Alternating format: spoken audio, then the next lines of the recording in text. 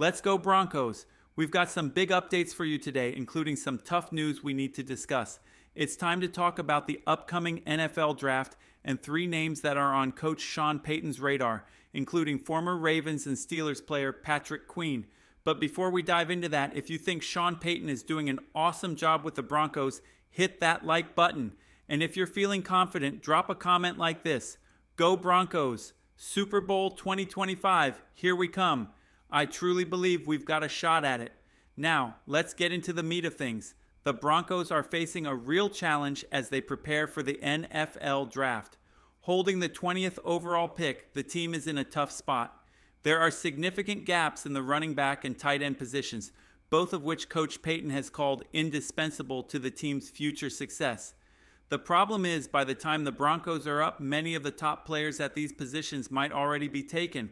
During an interview with Kay Adams at the Super Bowl's Radio Row, Payton made it clear the Broncos need elite receivers in both the running back and tight end spots. But with their draft position, landing those top talents won't be easy. At tight end, two big names are Tyler Warren and Colston Loveland. Unfortunately, Warren is likely going to be out of reach for Denver at pick 20, according to scouts and reports from the Shrine Bowl. As for Loveland, there's a chance he could still be available when Denver picks, but the question remains, does he fit Coach Payton's vision for the offense? Loveland is a fantastic receiving tight end, but his blocking ability is still a bit of a concern. Despite that, based on Payton's previous comments, Loveland could be a great match for the Broncos' system. The situation at running back is even more complicated. The top prospect, Ashton Jeanty, is expected to be long gone by the time Denver makes their pick. Scouts and analysts are all high on him, and there's almost no chance he'll be available at pick 20. This means the Broncos may need to explore options in the later rounds, with players like Devin Neal from Kansas and Cam Scadabo gaining some traction as possible targets. Another name to keep an eye on is Jackery Croce Merritt from Arizona, a player who started to make waves with Broncos country. However, the draft isn't the only way Denver can address these needs. The team could turn to free agency before the draft even begins, bringing in some talent to fill these crucial positions. That would allow the Broncos to focus on taking the best player available, rather than reaching for a player based on need. Running back Najee Harris has been mentioned as a potential target, as well as tight end Juwan Johnson, who has a past working with Payton in New Orleans. Another name in the mix is Aaron Jones, although concerns about his age and injury history make him a bit riskier. There's also the possibility of trading for someone like David Njoku, though that would require giving up some assets. If Denver can address these positions in free agency, it would give them a lot more flexibility in the draft. That way, if a player like Warren, Loveland, or Jeanty unexpectedly falls to them at pick 20, they can jump at the opportunity without hesitation. If Denver decides to wait until the later rounds to address the tight end position, there are still some strong options available. Players like Elijah Arroyo, Rivaldo Fairweather, and Terrence Ferguson could all be on the radar. Ferguson in particular stands out because of his connection to Denver. He played with Bo Nix at Oregon and grew up in the area. Another name worth considering is Luke Lachey from Iowa, who impressed scouts at the Shrine Bowl. The Broncos certainly have a tough road ahead. They need game-changing playmakers at two critical positions, but the best talent at those spots might be gone by the time they pick. That's why free agency could play a huge role in their strategy this offseason. If they manage to land a solid running back and tight end before the draft, it would give them the freedom to pick the best player available rather than feeling pressured to take a chance on a position of need. What do you think, Broncos fans? Should Denver go all in on free agency to shore up these positions, or should they take the risk and hope a top prospect falls to them at pick 20? Drop your thoughts in the comments. Now, shifting gears a bit, there's another major issue brewing for the Broncos. With Cody Barton, Justin Sternad, and Zach Cunningham set to become unrestricted free agents in March, the team faces a tough decision at inside linebacker. Currently, the Broncos have just 3 ILBs under contract for 2025, and each of them comes with its own set of questions. This brings up a critical concern. Who will step up to lead the middle of the defense next season? One player already under contract is veteran Alex Singleton, but there's still a lot to figure out. At 31 years old, Alex Singleton has been one of Denver's most reliable defenders in recent seasons, but his future with the team is far from certain. He's currently recovering from a torn ACL, which raises concerns about whether he can return to his previous level of performance. Financially, Singleton is set to count for $6.9 million against the cap in 2025, but if the Broncos decide to cut him, they could save around $5.58 million. This makes him a prime candidate for either a contract restructure or a potential release. Even if Singleton does stay on a reduced salary, his post-injury performance is a major question mark.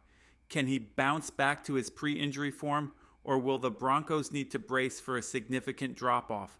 The second inside linebacker under contract is Drew Sanders, but his role in the defense is still up in the air. Drafted in the third round in 2023, Sanders has been seen as a versatile player, capable of contributing both as an inside linebacker and an edge rusher. However, after returning from injury in 2024, he only played 18 defensive snaps across 4 games, serving mostly in a rotational role. With his exact position still unclear, it's tough to pencil him in as a guaranteed starter for 2025. The third linebacker under contract is KJ Cloyd, who joined the team on a reserve future deal in January after spending 2024 on the Broncos' practice squad. While Cloyd has potential, it's unlikely he'll have more than a backup or special teams role. Relying on him to fill a major defensive position would be a risky move for the Broncos. Given the uncertainty at linebacker, Denver will need to add at least one starting caliber inside linebacker this offseason, and possibly 2. Even if the Broncos decide to re-sign Cody Barton, who played an important role in 2024, they'll still need to add more talent and depth at inside linebacker. So how will they address this pressing issue? They have 2 primary options: looking at free agents or targeting linebackers in the draft. In free agency, there are several intriguing options, but signing a top-tier inside linebacker isn't going to be cheap. Players like Patrick Queen, Devin White, and Willie Gay Jr. could be available, but their market value might be a challenge for the Broncos, especially since they have other important needs to fill as well. If the Broncos turn to the draft, the 2025 linebacker class has some strong prospects, though few of them are likely to make an immediate impact. Players like Junior Colson from Michigan, Edgerrin Cooper from Texas A&M, and Jeremiah Trotter Jr. from Clemson could be available at various points in the draft. The key challenge will be finding a player who can step in right away, as the Broncos can't afford to draft a long-term project for such a critical position. One thing is clear: the Broncos cannot head into the 2025 season without a solid solution at inside linebacker. With so many uncertainties already on the roster, this position is vital in anchoring the entire defense. Broncos country, what do you think? Should the team pursue a proven free agent to fill this role, or take a chance on a young player in the draft? Share your thoughts in the comments. As the Broncos face these tough decisions, they're heading into a crucial offseason with major roster moves to make at 2 key positions: running back, tight end, and inside linebacker. Both the running back and tight end positions are crucial for the Broncos' success in 2025, but the team is facing some significant challenges when it comes to addressing these needs, given their current draft position and cap situation. On offense, head coach Sean Payton has made it clear that the Broncos desperately need playmakers in both the running back and tight end spots. However, with the 20th overall pick in the draft, landing an elite talent at either position will be difficult. Top prospects like tight end Tyler Warren and running back Ashton Jeanty are expected to be off the board by the time Denver makes their selection. This leaves the team in a tough spot, forcing them to either hope for a draft day surprise or explore other options to fill these key roles. Colson Loveland, a talented tight end from Michigan, could still be available at pick 20, but his blocking ability is a big question mark. As for running backs, Denver may need to look at later round options such as Devin Neal or Cam Scatabo. With these uncertainties, the Broncos might turn to free agency for solutions. Veteran players like Najee Harris, RB, and Juwan Johnson, TE, have been linked to the team with the idea that securing experienced talent before the draft would allow Denver to focus on taking the best player available rather than reaching for a need out of desperation. Go Broncos!